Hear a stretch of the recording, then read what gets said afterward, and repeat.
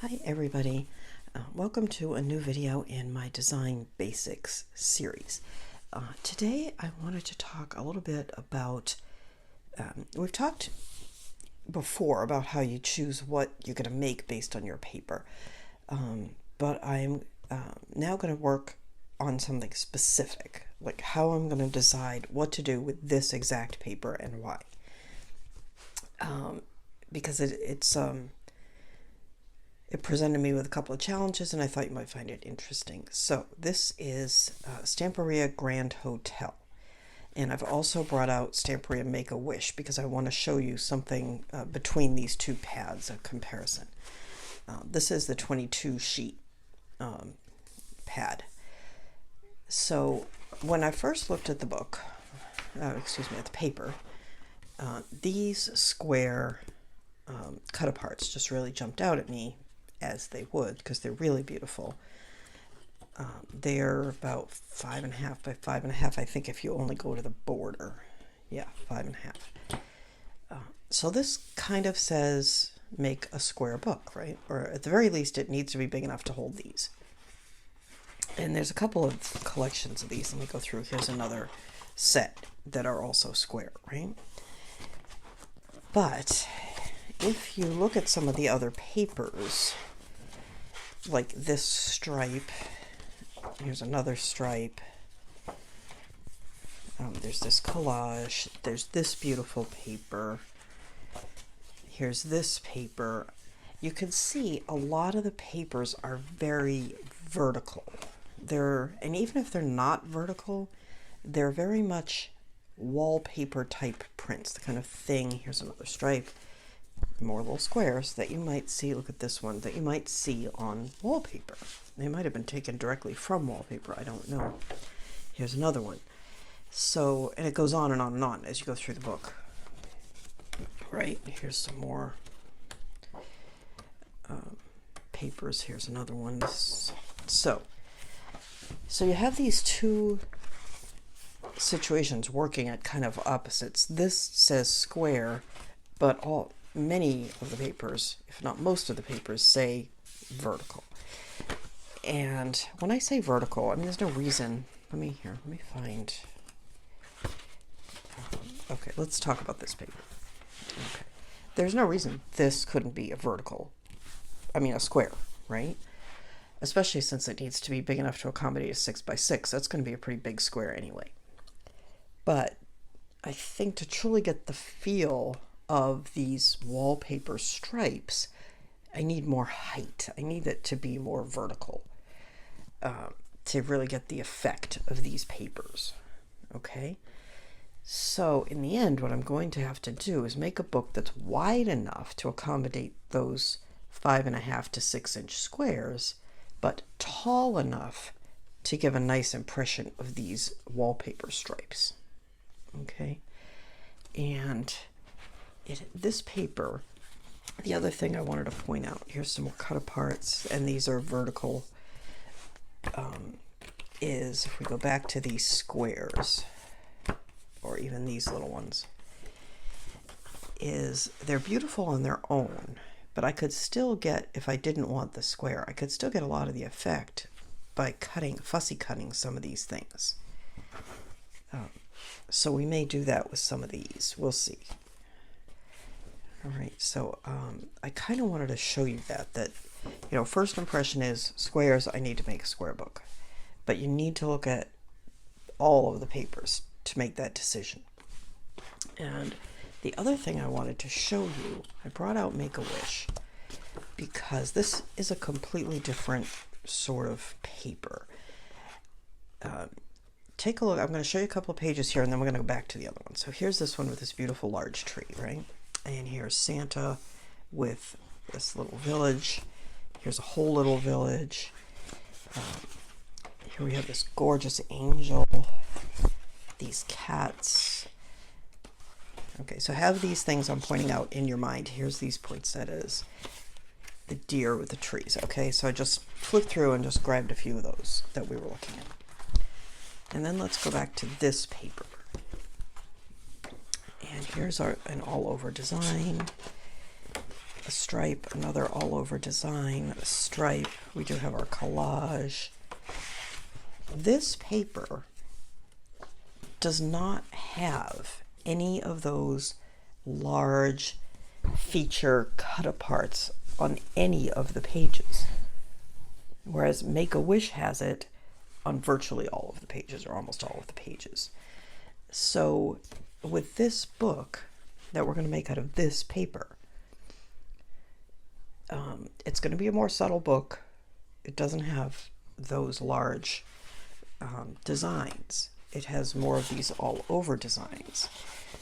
So we're really going to be dependent on these beautiful tags, these little small cut aparts, and any fussy cutting that we might decide to do from these or these as a whole to provide the drama. Okay, so I think I am going to probably do some fussy cutting. I haven't really decided, but the decisions I make about this paper have to take into account that we're going to have to provide more decoration, most likely. Either that or we're making quite a subtle book, because the papers themselves are absolutely gorgeous and stunning, but the papers themselves are not providing the drama that a paper like this is going to provide. Okay, does that make sense? Hopefully you'll see more as we go along. So taking all that into account, let's go back. Let's look at these. Let's assume that we want to use at least some of these as a whole, right? So these are 5.5. So I need to make a book that is no less than 6 inches wide to accommodate the full width of one of these. Okay, maybe even 6.5. The problem is, and you need to bear this in mind, the minute you go over 6 inches in width, then you're only going to get 1 page width out of each sheet of your cardstock. So you'll still have quite a bit left that you can use for other things, pockets and tags and all that stuff. But if that's an issue for you, try to keep your pages at 6. I'm tending towards 6.5 to 7 for my width. That's pretty large for me. I tend to make smaller books.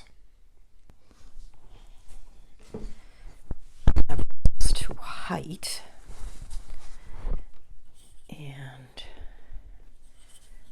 I tend to like them to be at least half again in height. So in other words, if this book was 6, I like to go to 9. Like a 6 by 9. 9.5. As you can see, I'm just sort of, you know what, I'm going to do this. Let's do it on a paper that's less bold. So let's say the book is, and let's take, hang on a second, what have I got here? All right, here we go. I'm just going to lay this down. This is just the back of my Christmas in the Country. All right, so we're just going to lay this here at about the 6-inch mark, give or take. Okay, so that's that. So if our book is going to be this wide, okay, do we want to go as tall as 9? Or is that going to be too tall? I'm just going to reach over here and grab another scrap. And I'm using a neutral toned scrap. That would give us a book. That looks a little tall to me. Let's go down to 8.5. That's the same size as, what is that? That might be the same size actually as the Christmas in the Country book that I just made. I'm not sure. 6 by 8.5. I think it is, and I liked that size.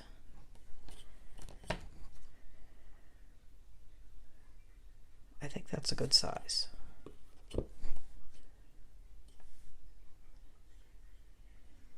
Okay, so that's going to be our size, 6 by 8.5. And because I don't remember anything, we're going to use this scrap. Will be our working scrap that I write things on.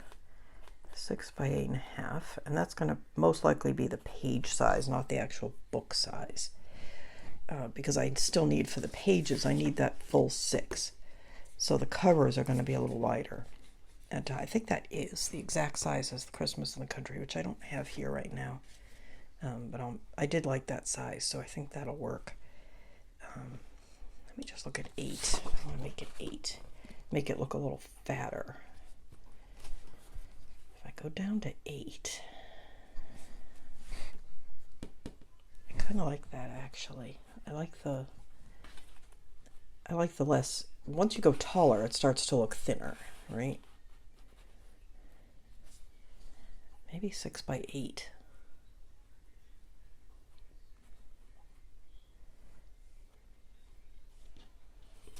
And those little cards are 5.5. That's fine. Yeah, you know what? I'm going to take that 1/2 inch off. We're going to do 6 by 8. I like it a little. I like the fatter look of it. Okay, so that's going to be our size. 6 by 8. Oops. Yeah, let's get rid of that. All right, now, as I said, there's not a lot in here that's going to dictate beyond those square pieces. These, I think, are that same 5.5 inch width, so they'll be fine with a 6. Yep. I love this calendar, but I think I'm going to not use it for this.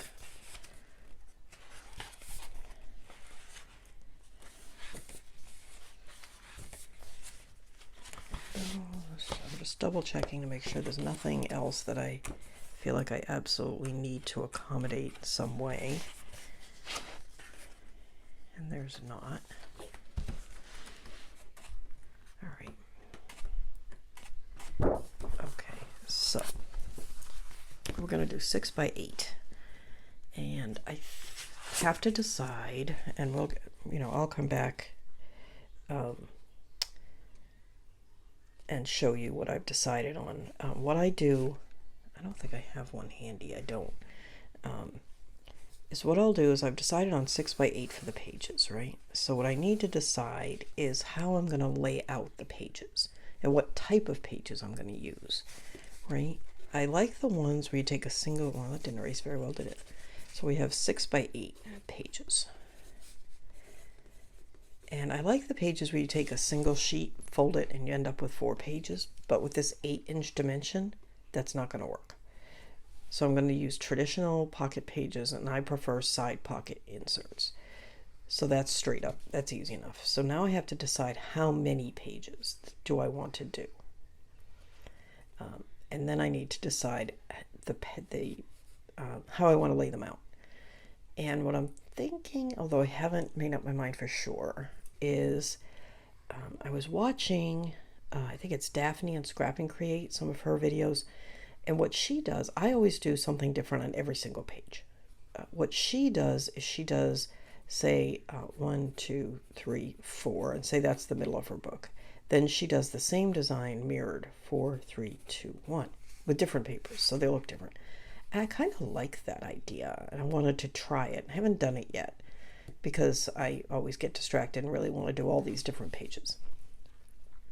So we'll see. We might try something like this, a mirror image kind of thing. Although I'm tempted to maybe save this idea for a different book. I haven't decided. But I'll play around with this kind of thing, like how do I want them laid out? And then what I'll do is I'll actually, and I usually do this in my bullet journal. So you know what? I'm going to go grab my bullet journal and show it to you and show you what I mean. I'll be right back. Okay, so I had some second thoughts. We had decided on 6 by 8 pages. And I've changed my mind. I'm going to go with 6.5 by 8.5. And the reason is, if I go with 6, it would be hard to put a 4 by 6 horizontal photo in the book, which a lot of people like to do. So we're going to go 6.5 by 8.5. But I really, really didn't want to do this, because if you go with 6.5, you pretty much are stuck and you have to use 2 sheets of cardstock to make every base page. So I was kind of dithering over it, and I've come up with what I believe to be a viable solution where we're going to be able to do 6.5 by 8.5 pages, but not have to use 2 sheets of cardstock. So that's the plan, and you will see it very shortly in the tutorial, which I plan to start filming later today, most likely. And I have decided on navy artisan cardstock for the background, and we may also use maybe some craft, maybe some pink. We'll see as we go along, but as usual, I'll try to have a supply list for you by the time the tutorial posts. But anyway, so that's the plan. You know, and you have to be open to that kind of thing. You think about your thought process. You know, I thought we had, you know, that I made up my mind we were going to do 6 by 8, but it's definitely going to be 6.5 by 8.5, because for that reason, because I want to be able to put a 4 by 6 photo horizontally. Okay, I am back. This is my bullet journal. You may remember I have a video on how you can decorate yours, and that's using this one. And you can see I haven't made it all like neat and perfect and arty. These are just sketches that came to mind. And what you're looking at here is the Christmas in the Country layout. And things changed as things went along, but it's pretty close to where it ended up. You could see I sort of like changed this page to a different one. But I kind of played with, and this is maybe the second version where I had already made some decisions. But I just drew little sketches of each page. You can see here I flip-flopped these pages. Here I wasn't sure exactly how I was going to lay out this one page over here, so I brought it over here and just did another drawing of it. Made myself some notes as to what was going to go where. I don't know how much of this you're actually going to see, because I don't want you to see things that are coming up. But anyway, so I'm going to do some drawings like this of how exactly I want to lay out this next book. And I may refer back, because I don't like to make the same book over and over again, although I have some books I really love and I wouldn't mind doing again. So I just don't want you to have nothing new. Like, you know, I like to do different things. In any event, so I'm going to do some of these kind of sketches over the next day or two about what I might want to do that would really feature this paper and make it look nice. And then I'll go ahead and get started with making it, and then you will see the tutorial video. But I wanted you to see a little bit of why I made some decisions based on this paper, because it's kind of a unique paper. It's not like a lot of other papers I've had, especially a lot of the Stamperia papers, in that the actual large papers are very much all over designs, all of them with lots and lots of these vertical stripes. So I wanted you to see how I was going to approach this paper in case it might help you. Excuse my rattly voice, it's very early in the morning. So anyway, I'm going to go ahead and post this in my design series playlist, and hopefully you'll find it helpful. Thank you so much for watching. Please stick around for the tutorial, which will be probably coming in a few weeks as I make this album. And if you've not already subscribed to my channel, please do so. I'd really appreciate it. Like, subscribe, share, hit the notification bell so you don't miss the next video, and I will see you very soon. Bye-bye.